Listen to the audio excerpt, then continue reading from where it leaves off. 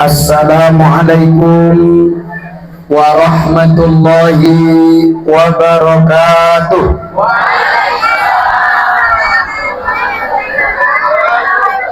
Bismillahirrahmanirrahim. Alhamdulillahilladzi an'ama alaina bi ni'matil imani wal islam. Wassalatu wassalamu ala sayyidil anam sayyidina wa maulana Muhammadin sallallahu alaihi wasallam wa ala alihi wa ashabihi wa man tabi'a sunnatahu ila yaumil ziham, amma ba'du. Yang sangat kami muliakan para alim, para ulama, para asatidz dan juga ustadzah, pengurus Langgar Al-Irsyad, Bapak Haji Muhammad Hamidun, betul Pak ya? Betul namanya? Ya, Haji Hamidun ya.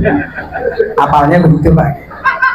Mudah-mudahan Allah memberikan kekuatan, memberikan ketabahan untuk mengemban amanat di rumah Allah di Langgar Al-Irsyad ini. Ketua RT yang hadir pada malam hari ini, dan banyak sekali malam hari ini yang hadir di tengah-tengah kegiatan Isra Mi'raj meskipun sudah masuk Sya'ban, tetapi tidak mengurangi semangat kita untuk mengurai kembali apa sebenarnya hikmah-hikmah yang dapat kita gali dari perjalanan Isra Mi'rajnya Nabi Muhammad SAW. Tim Hadroh ngebon dari Bukit Biru ya, dari Bukit Biru betul ya? Ya. Oh berarti yang nyebut salah. Saya kan ngikutin bawa acara Pak, dari Bukit Biru ya, dari Timbau. Alhamdulillah hadir. Kemudian ada guru saya Ustadz Fakhruz Zaini yang telah membacakan 3 surah yang berbeda. Yang pertama suratul Isra, yang kedua suratul Najm, yang ketiga suratul Kautsar, betul ya? Alhamdulillah, dengan lantunan suara Al-Quran, lantunan suara beliau, ayat-ayat Al-Quran, hati kita semakin yakin. Zadathum imana wa ala rabbihim yatawakkalun. Dan juga ibu-ibu hadirin wal hadirat semua saja yang hadir pada malam hari ini, alhamdulillah summa alhamdulillah. Puji dan syukur senantiasa kita haturkan keharibaan Allah Subhanahu wa ta'ala, Tuhan yang Maha Kuasa, Allah yang telah memberikan kita nikmat dan karunia tanpa ada hitungannya. Tiap saat Allah sibuk, tiap saat Allah itu repot ngurusin kita. Setiap saat Allah itu ngurusin kita, namun kita jarang mau untuk mengikuti Allah, betul? Kita semuanya diurusi, sampai urusan nasi, urusan jeruk habis berapa Ustaz? Saya belum berani mulai, ini sudah habis. Urusan jeruk, urusan minuman, Allah yang ngurus, bukan panitia. Apalagi pembawa acara, bukan. Yang ngurus Allah, ngurus rezekinya hamba Allah, ngurus hidupnya hamba Allah. Maka Allah berfirman di dalam Al-Quran, kulla yaumin huwa fi sya'an.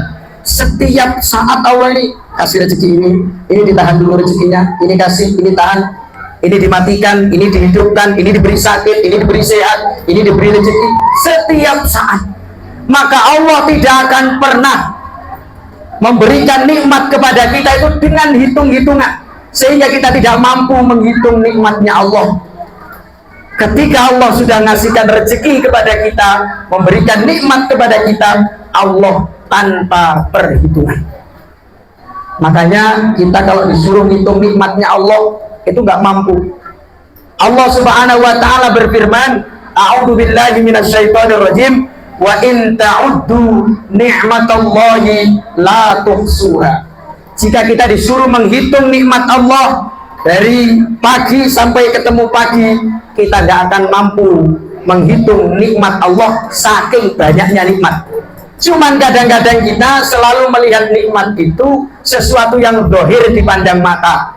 Contoh, kita punya duit yang banyak, kita punya perhiasan emas-emasan yang banyak, itu selalu dianggap rezeki. Padahal hari ini Haji Midun benar-benar mendapatkan rezeki. Kurang lebih puluhan tahun yang lalu beliau merasa trauma karena mengadakan PHBI, jajannya siap, kotakannya siap, semuanya sudah diundang, namun undangan yang hadir tidak sesuai dengan harapan. Dan hari ini beliau mendapatkan rezeki, dulurnya tambah banyak, jamaahnya tambah banyak, yang ikut pengajian tambah banyak. Ini juga harus dimaknai sebagai sebuah nikmat. Jadi nikmat itu nggak harus yang enak-enak terus, nggak harus bentuk uang, sehat pun juga nikmat. Kita bisa hadir di sini juga nikmat. Maka Rasulullah mengingatkan kita, nikmatani maghbunun fihima katsirun minan nas, as-sihhatu wal faragh. Ada dua kenikmatan yang rata-rata orang timbau itu lupa dan lengah dengan dua nikmat ini. Apa yang pertama? As-sihhah, yaitu nikmat sehat. Kadang kita nggak sadar kalau kita ini sedang sehat, sedang waras, itu kita nggak sadar bahwa kita diberikan sehat oleh Allah. Coba kita itu ingat Allah saat susah apa senang? Rata-rata jujur ya, saat nggak duit ya Allah susah betul ya, nggak usah bingung, besok berhambur pitis, percaya saya, besok sama besoknya lagi. Orang kok sambat aja, orang kok ngeluh aja, padahal kita dikasih sehat oleh Allah. Masya Allah, ini tak ternilai harganya. Bayangkan kalau jenengan sedang sakit nggak usah macem-macem, nggak usah penyakit stroke, nggak usah, jempolan jenengan ini loh, ini kalau sudah bengkak itu namanya cantengen. Uniknya orang cantengen itu Pak, cantengen tahu? Cantengen Pak ya? Besti tuh, do you know what is mean about cantengen? Cantengen itu kakinya jempol bengkak, itu kalau kesentuh sedikit itu sakitnya naudzubillah. Cuman uniknya, ini biasanya rombongannya Mbak Rahmi, dimana saya ngaji mesti ikut sama rombongan. Itu uniknya apa? Sudah tahu bengkak, itu dikopei, itu dikopei. Setelah dikopei larinya kemana? Taruh di hidung. Ini kalau kita tarik sebuah hikmah, kenapa harus ditarik ke hidungnya? Kenapa? Menguji apakah hidungnya masih berfungsi apa? Loh, ini hidung mampu untuk menghirup aroma yang luar biasa, berarti hidung kita normal, berarti kita sedang sehat. Kalau jenengan sedang demam, itu hidungnya mampet, bau rawon, bau soto, bau apapun jenengan nggak mampu. Maka ketika jenengan sakit, kemudian dikopei, kemudian ditaruh di hidung, berarti hidungmu sedang normal. Dan ini nikmat. Jangan bayangkan nikmat miliaran, jutaan, punya usaha ini, batu bara. Nanti dulu kita lihat, setiap hari Allah kasih kita nikmat, setiap hari Allah kasih kita makan, setiap hari Allah kasih kita nafas. Itu kalau dinilai tak ada nilainya. Bermiliar-miliar tidak mampu membeli nafas seseorang. Betul? Mau mata kita tercongkel satu, dikasih 1 triliun? Tidak mau. Makanya nikmat sehat ini kita sering lupa. Diingatkan oleh Rasulullah, panjenengan ketika sehat selalu mengucapkan alhamdulillah. Ketika jenengan sakit baru nyebut Allah, ya Allah, cobaan apa lagi ya Allah yang Engkau berikan kepadaku, ya Allah, ya Allah, ya Allah, ya Allah. Allah sengaja kasih kita sakit agar Allah disebut. Allah senang ketika Allah asmanya disebut oleh hambanya. Semakin disebut Allah semakin dekat, semakin disebut Allah semakin dekat. Maka kalau dia sehat nggak bisa menyebut Allah, kasih demam, hidungnya mampet, cantengan dan lain sebagainya, sehingga dia selalu mengingat kepada Allah. Allahumma sholli ala Muhammad. Ini nikmat sehat ya. Mudah-mudahan nikmat sehat ini bisa kita gunakan dengan baik, mendengarkan ayat-ayat Al-Quran, ikut sholawatan, ikut kegiatan-kegiatan yang bermanfaat, sholat berjamaah dan lain sebagainya. Yang kedua adalah al-faragh. Al-faragh artinya adalah kesempatan. Kita ini alhamdulillah hari ini masih sempat ikut hadir di kegiatan Isra Mi'raj. Karena di sana banyak ribuan orang yang tidak sempat ikut pengajian. Urusan pekerjaan, urusan karir, urusan batu bara, urusan yang lain, nggak sempat ikut duduk bersama kita. Padahal duduk-duduk di musola, di majelis ini, niat kita menuntut ilmu. Nggak ada satupun yang bawa pulpen. Ada bawa pulpen enggak? Membawa acaranya Ranggowo ya. Nggak bawa pulpen. Tapi ini sangat istimewa menurut Rasulullah ketika Rasulullah menerangkan betapa pentingnya majelis ilmu, betapa pentingnya pengajian kayak gini, betapa pentingnya. Kata Rasulullah, ya Ibnu Mas'ud, julusuka sa'atan 'inda ahlil ilmi khairun laka min alfi rak'atin. Wahai Ibnu Mas'ud, kamu duduk sebentar saja ikut pengajian, ada habib yang ngisi pengajian, ustazah ngisi pengajian, ada kiai ngisi pengajian, panjenengan ikut hadir, ikut duduk, la tamassu qalaman, orang gowo pulpen, nggak bawa pulpen kan, nggak sempat nyatet kan, wala taktubu harfan, satu huruf pun sampai nggak nyatet, khairun lak, masih lebih hebat daripada sholat sunat 1000. Kenapa sholat sunat pahalanya diuntal dewe, sementara ilmu pengetahuan bisa dibagi dan disebarkan pada orang, bisa bermanfaat. Sholatmu itu akan bermanfaat pada dirimu sendiri. Sholat sunnahmu akan lebih bermanfaat untuk dirimu tanpa bisa memberikan manfaat bagi orang lain. Sementara ilmu kau ajarkan pada orang lain, satu huruf ditularkan, semakin banyak orang yang berilmu, bisa baca Al-Quran, bisa qiraah, bisa sholawat, maka ini jauh lebih hebat dibandingkan sholat 1000. Allahumma sholli ala Muhammad. Jadi saya nggak yakin orang semuanya itu terus niatnya ikut pengajian, itu nggak yakin. Kalau rombongannya Mbak Rahmi nggak yakin niat ikut pengajian, niat nanti dia siaran langsung di sini dulu guys, pengajian Isra Mi'raj dulu guys bersama Ustadz Lukman, begitu, bisa begitu. Allahumma sholli ala Muhammad. Artinya apa? Tidak semuanya itu punya niatan baik, tapi majelisnya adalah majelis yang baik. Allah itu punya ribuan malaikat. Innalillahi malaikatan, sungguh Allah punya ribuan malaikat. Yatufuna fit turuq yaltamisuna ahlil ilmi. Malaikat-malaikat Allah ini disebar oleh Allah, disebar ke jalan-jalan, ke gang-gang. Tujuannya apa? Yaltamisuna ahlal dzikri, agar mencari di mana majelis-majelis zikir, majelis-majelis salat.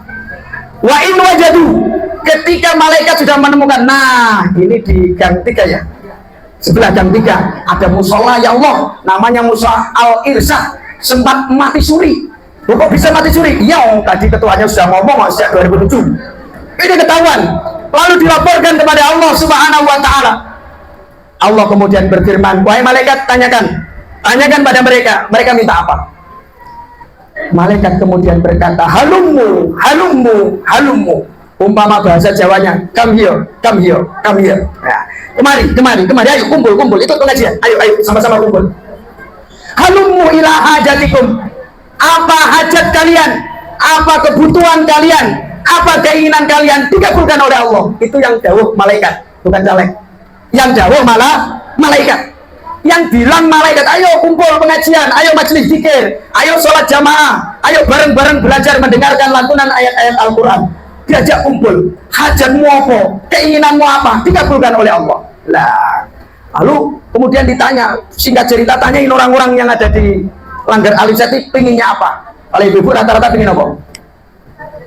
Pingin apa? Duit, ngerti aku potonganmu duit, ayo dipikir. Allahumma Muhammad. Wis, goyang. Saya kalau sama teman-teman ini sudah akrab betul ya. Jadi hadirin wal hadirat rahimakumullah. Malaikat ini kemudian nanyai, apa survei lah Pak ya, survei. Rata-rata mereka itu kepingin masuk surga. Rata-rata secara umum. Mereka kepingin surga.